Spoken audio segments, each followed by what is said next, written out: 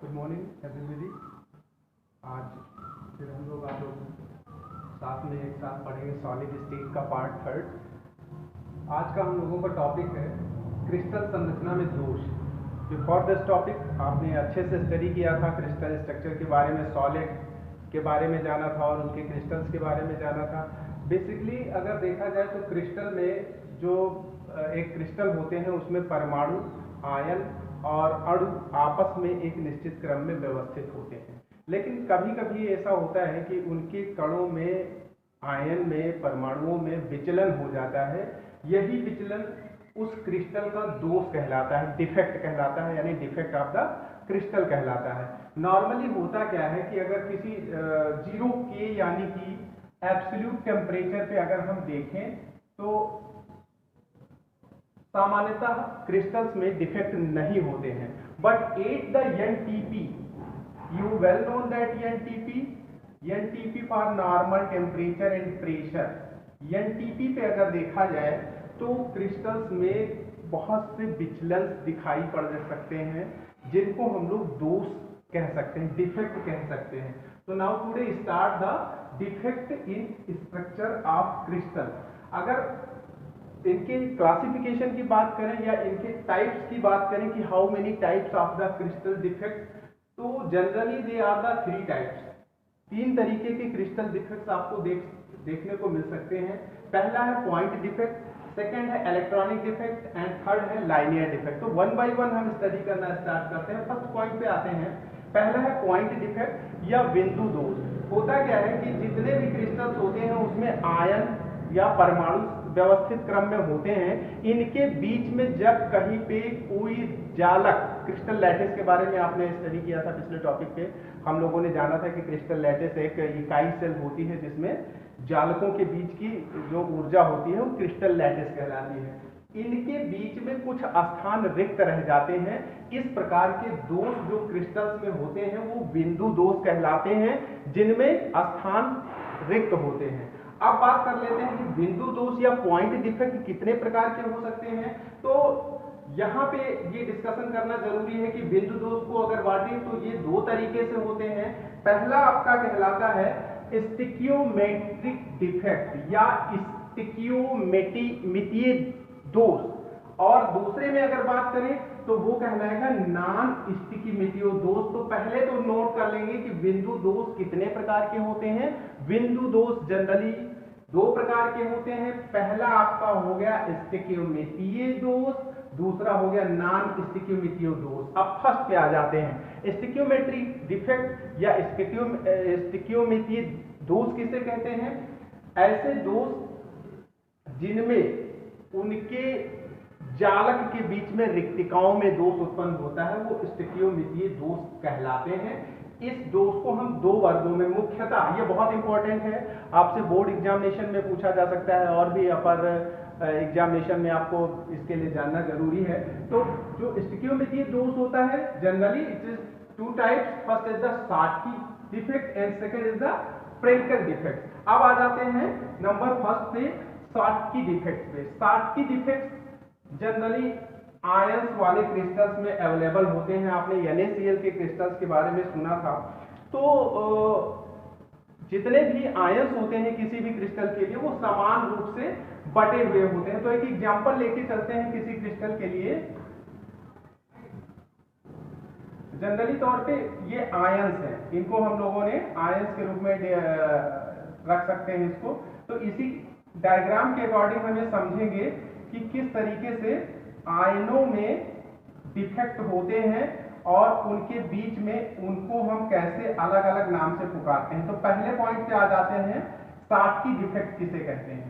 Schottky 1930 में German scientist थे जिन्होंने ये दोष बताया था कि ठोसों में इस प्रकार के दोष हो सकते हैं। क्रिस्टल्स में खास करके उन्होंने एग्जांपल दिया था सीजियम क्लोराइड और सोडियम क्लोराइड का। Basically they are the ionic crystals, आयनों में ये ज्यादातर देखने को मिलता है। तो let us consider here the example of the Schottky दोष। अगर हम यहाँ पे कोई आयन से ले सकते हैं, for example A+, B-, A+, इस तरीके से लिखते जाएंगे। ये कोई भी क्रिस्टल्स हो सकते हैं।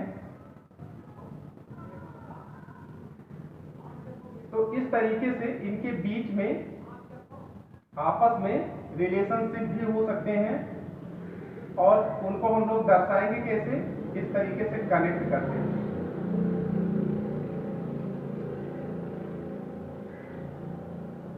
ऐसे क्रिस्टल्स में साटकी दोष होते हैं। अब इनको जनरल में जल्दी जल्दी से समझेंगे कि इनके दोनों क्रिस्टल्स में त्रिज्या अनुपात के नियम के अनुसार से किसी भी क्रिस्टल्स के लिए उसके धनायन और ऋणायन का एक निश्चित अनुपात होता है, यानी R प्लस उपसा संयोजन संख्या के आधार पर उपसा संयोजन संख्या बराबर R प्लस अपान R माइनस, यानी धनायन और ऋणायन की संख्या समान। अब होता क्या है, साटकी दोष में क्या होगा कि किसी भी एक स्थान से, यहां पे भी आप लिख सकते हैं A plus and B minus, B minus A plus and B minus, यहां पे भी A plus B minus and A plus.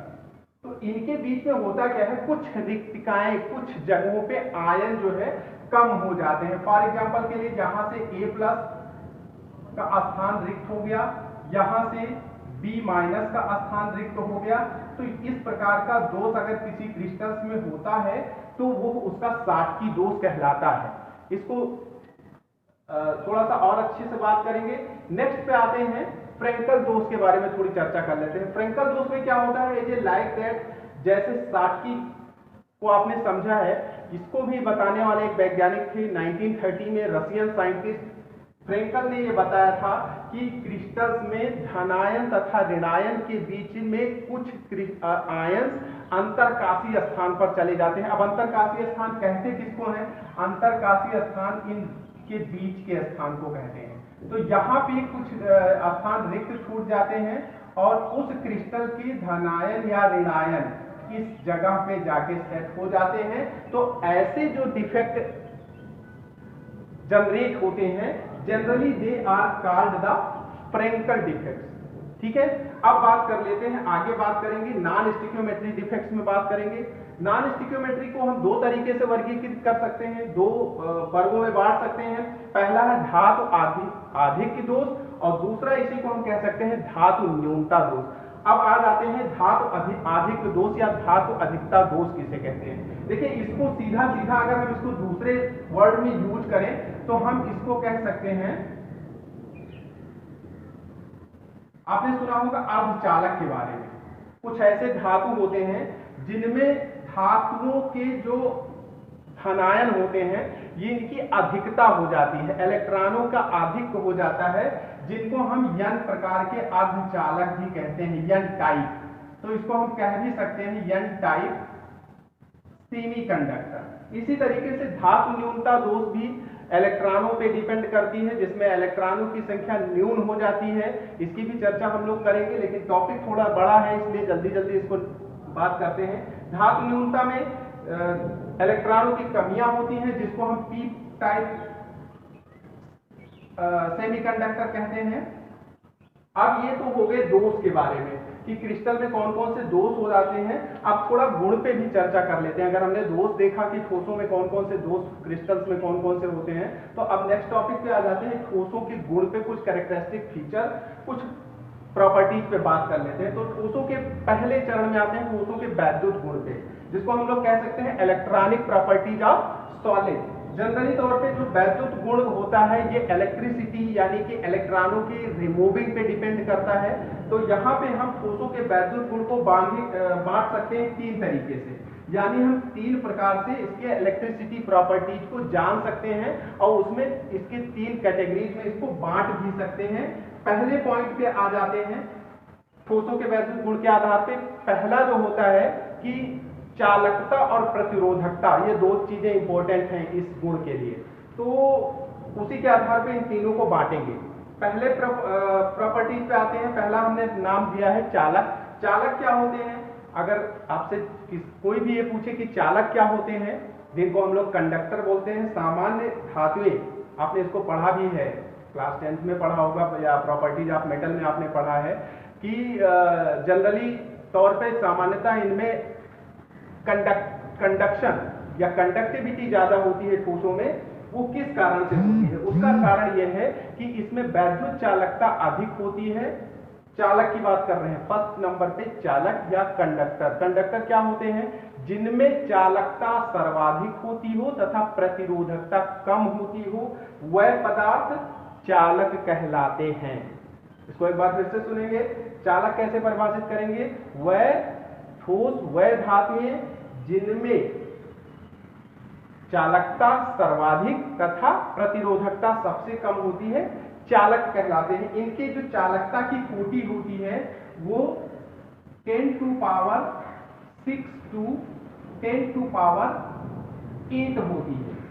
अब ऐसे पदार्थ चालक कहलाते हैं। इसमें आप बहुत से लिख सकते हैं, sodium, magnesium, copper, gold, platinum, silver. Silver में सबसे ज्यादा आपको पता होना चाहिए कि इलेक्ट्रिसिटी सबसे ज्यादा होती है, वैद्युत का गुण सबसे ज्यादा होता है मेटल्स के अकॉर्डिंग। तो अब आपने इसमें एग्जांपल भी लिख लेने हैं। For example Na, magnesium, Cu, Ag, et cetera. अब आ जाते हैं सेकंड पे, अचालक किसे कहते हैं? जस्ट अपोजिट उसी में, जिनमें प्रतिरोधकता सर्वाधिक होती है किंतु वैद्युत चालकता न्यून होती है, क्षीण होती है, खत्म होती है, वो कहलाते हैं अचालक या इंसुलेटर। इन पे करंट का कोई प्रभाव नहीं पड़ता, यानी जिसको आपने सुचालक और कुचालक पढ़ा होगा, बेसिकली ये कुचालक कहलाते हैं। तो इनकी जो परिधि होती है, इनकी जो चालकता की कोटि होती है वो 10 to power -24 to 10 to power -10 होती है। कुछ एग्जांपल्स जानेंगे अचालक के लिए, जैसे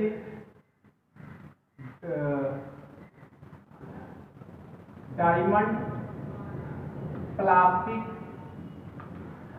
ग्लास, वुड, इटसेट्रा। ये आपके अचालक या इंसुलेटर के एग्जांपल्स हो जाते हैं। थर्ड नंबर पे अब आ जाते हैं अर्धचालक पे।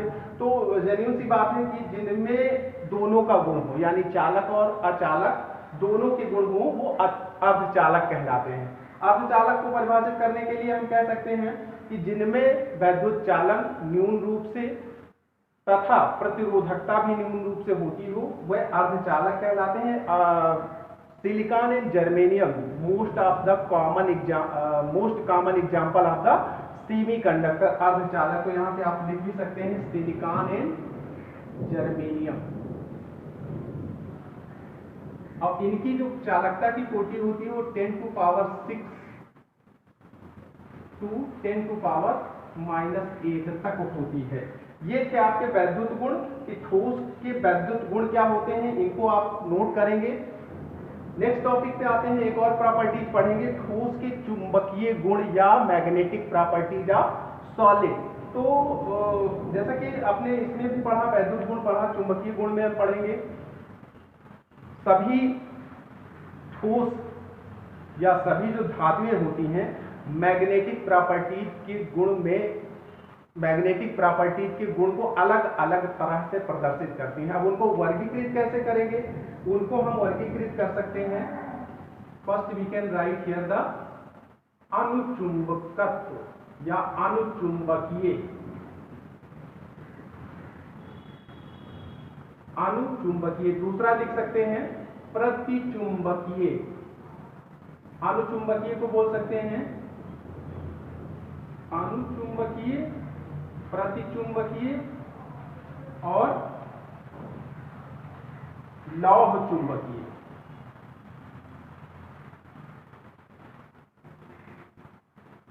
इसके आधार पर हम वर्गीकृत कैसे करते हैं? अनुचुंबकीय को इस प्रकार से कह सकते हैं कि जिनमें अयुग्मित इलेक्ट्रॉन उपस्थित होते हों वह अनुचुंबकीय गुण को, ठोसों में उनके इलेक्ट्रॉनों की संख्या के आधार पर अगर अयुग्मित इलेक्ट्रॉन उपस्थित होते हों, और इस प्रकार के कुछ एग्जाम्पल आपको दे सकते हैं अनुचुंबकीय में। जैसे धातुओं के आयन Fe3+, Cu2+, इटसेट्रा, ये अनुचुंबकीय के उदाहरण हैं। साथ ही साथ आप यहां ले सकते हैं O2। और प्रतिचुंबकीय में देखें तो प्रतिचुंबकीय जिनमें इलेक्ट्रॉन फुलफिल होते हैं, फुली सबमिटेड रहते हैं, इस प्रकार के पदार्थ को हम प्रतिचुंबकीय कहते हैं। इसका भी एग्जांपल ले सकते हैं Cu+, N2, इटसेट्रा। अब आ जाते हैं लास्ट थर्ड पॉइंट पे लौह चुंबकीय या फेरोमैग्नेटिक किसे कहते हैं? तो इसको इस प्रकार से समझ सकते हैं कि जो लोहे के प्रति आकर्षित होते हों ऐसे पदार्थ लौह चुंबकीय पदार्थ कहलाते हैं, जिनमें आयरन, निकिल, कोबाल्ट एक्सेट्रा। तो ये था आज का टॉपिक, जिसमें हम लोगों ने जाना क्रिस्टल संरचना में दो ठोसों के वैद्युत गुण और ठोसों के चुंबकीय गुण। इसको आप एक नोट्स बना के लिख लेंगे। Thank you so much. Please like and subscribe.